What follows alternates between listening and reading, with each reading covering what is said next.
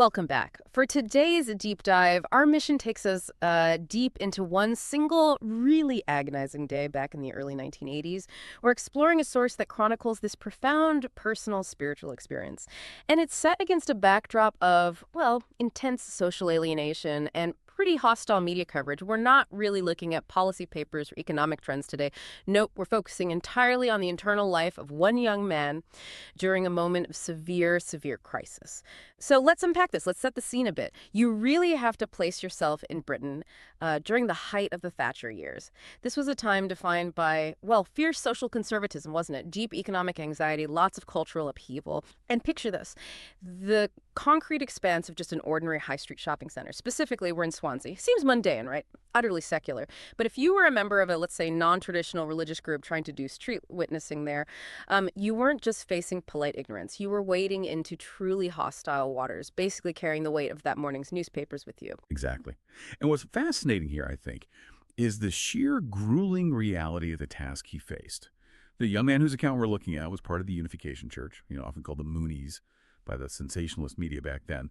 And this group, well, they were being mercilessly labeled an evil cult. That whole media climate meant their mission was, frankly, poison before they even started talking to anyone. They were defined by relentless rejection, often quite aggressive rejection, long before they had a chance to even open their mouths. The core of the source material we have is this individual's account. He was driven definitely by what he describes as an unwavering belief in the divine principle. Now, for listeners maybe not familiar, the divine principle is essentially the central theological text of the Unification Church.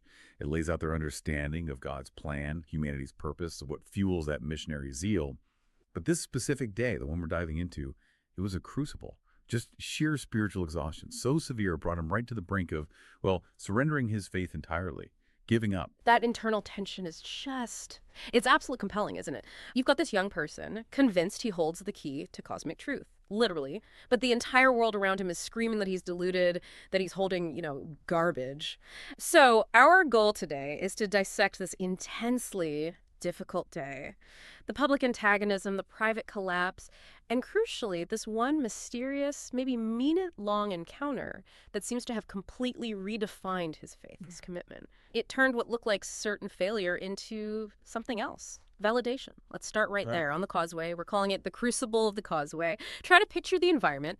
It's winter. You're in this covered Swansea shopping center. The air is sharp, maybe carries that distinct scent of chip fat and old concrete. Bit grim.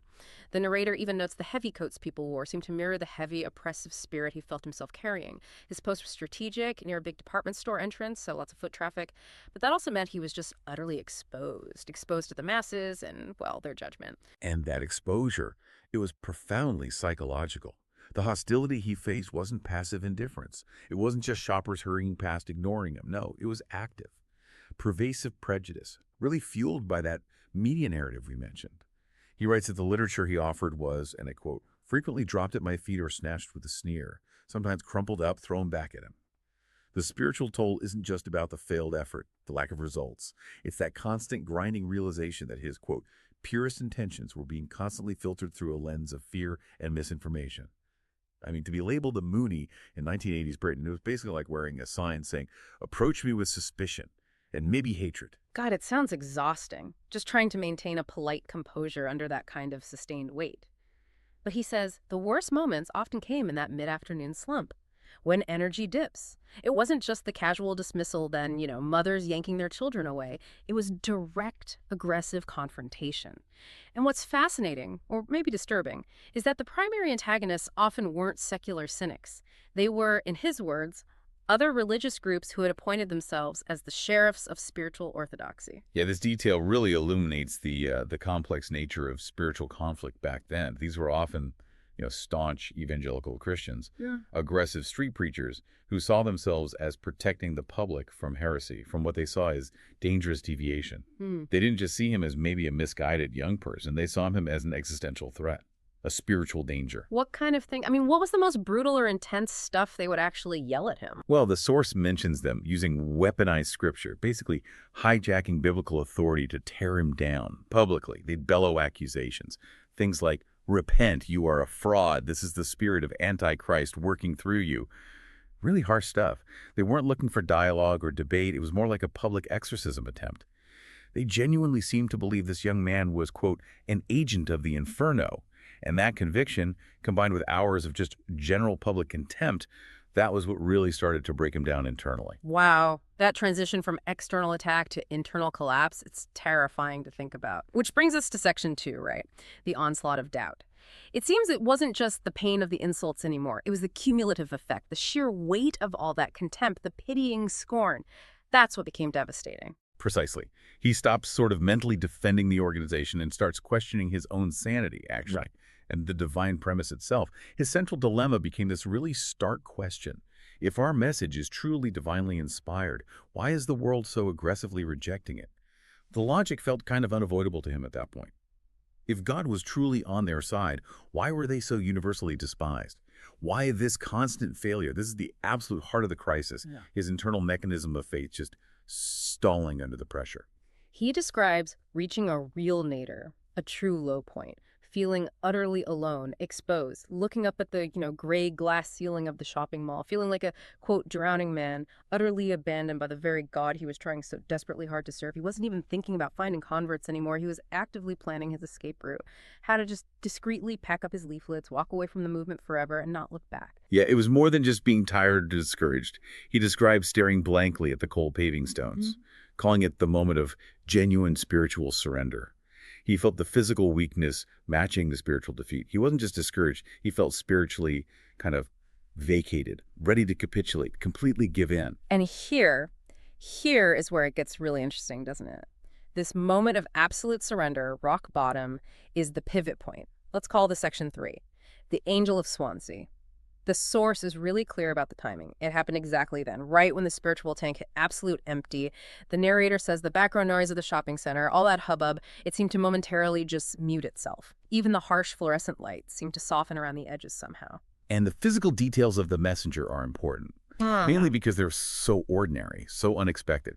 It was an old woman, he guesses late 70s, maybe early 80s, totally nondescript, wearing a simple, dark, sensible wool overcoat. Gray hair tied back, nothing flashy. She wasn't trying to draw attention, yet she moved with this absolute certainty right towards him. What immediately stood out, though, he says, were her eyes, remarkably clear and blue, and this palpable intensity coming from her. Right, so he probably braces himself, right, assuming it's just another shopper coming over to tell him off or dismiss him. But she moves into his personal space, not with fury, not with judgment, but with this overwhelming, immediate sense of recognition, like she saw his sincerity, his struggle. And then came the act that must have been just profoundly shocking in that context. She reached out and completely enveloped me in a hug. Think about that. Just stop and think about that act in this specific cynical context. For hours, he's been treated as toxic, untouchable, like a carrier of spiritual disease thanks to the media label. This hug was, well, revolutionary seems like the right word, an act of profound, unexpected intimacy in a space defined by alienation and conflict. It was the ultimate counteraction to everything he'd experienced that day. And in that brief embrace, maybe just a few seconds, he says, the exhaustion, the doubt, it just vanished, replaced by this intense surge of inexplicable spiritual energy, like a switch flipped. Wow, and when she drew back, she spoke. And it wasn't a shout, was it? It was a soft voice, apparently with a gentle Welsh lilt. But the authority in her tone, he says, cut through the shopping center clamor better than any street preacher's yelling. Her exact words, delivered with this kind of maternal urgency, were, "Don't you give up, my boy. Don't you dare stop what you are doing. What you are doing is righteous. It is good work." And what's absolutely crucial here is what she didn't do, what she omitted. She didn't ask about the Unification Church. She didn't ask about Reverend Moon. She didn't debate the divine principle, didn't ask for a leaflet. None of that. Her message was pure, distilled encouragement. It completely bypassed the whole intellectual, theological fray. She validated the sincerity of his effort. She saw his heart, his pain, not his affiliation or his politics, if you like. Incredible. Okay, then section 4, the transmission of grace. She leans in closer. Yes, almost conspiratorially, he says. He even noted her breath smelled faintly of peppermints. Just a tiny human detail. Right. And she delivers the crucial whisper, the one line that really shattered his doubt. Exactly. She says, God is nearby. He is right here, helping you in your efforts. You must keep going. You must have strength. that statement. I mean, that was the ultimate spiritual counterargument to the despair that had been literally choking him moments before. He just concluded that God had abandoned him and that the whole effort was futile. And here was this simple messenger stating plainly, no, God is actively assisting you right now in this effort. It spoke directly to that core spiritual wound. It provided immediate personal confirmation, delivered through this perfectly timed moment of human connection. It just reversed that crushing sense of failure in an instant. So the encounter ends as quickly as it began. That's section 5, the vanishing act and the legacy. She gives one final firm squeeze of his arm, turns, and just walks away briskly. Yes, not towards a specific shop or an exit, just into the dense stream of shoppers pushing their way down the main drag of the mall. And he tried to follow her. Instantly. He said he needed to thank her, maybe just confirm she was actually real, But he couldn't find her. Despite the crowd being thick, she just vanished completely. He couldn't spot that distinctive bob of gray hair anywhere. It was like she was absorbed into the anonymity, as if she'd simply stepped out of time. That's how he put it, which left him with this undeniable, decades-long conviction that she wasn't just a kind old lady. She was a messenger. Powerful, maybe even divine.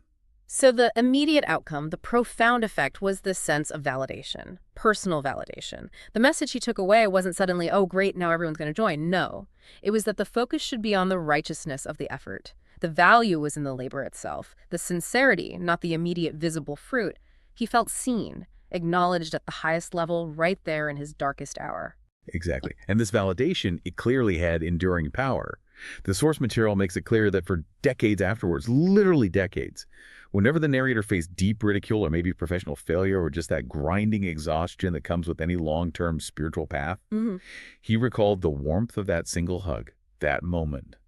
The memory became his secret, his portable source of strength. It reinforced his entire life commitment, apparently. One single moment outweighed years and years of derision and doubt.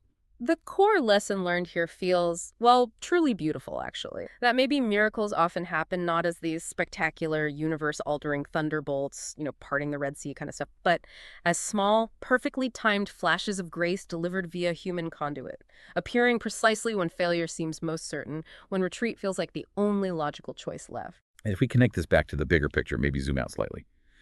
This profound confirmation happened in the most unlikely place, right?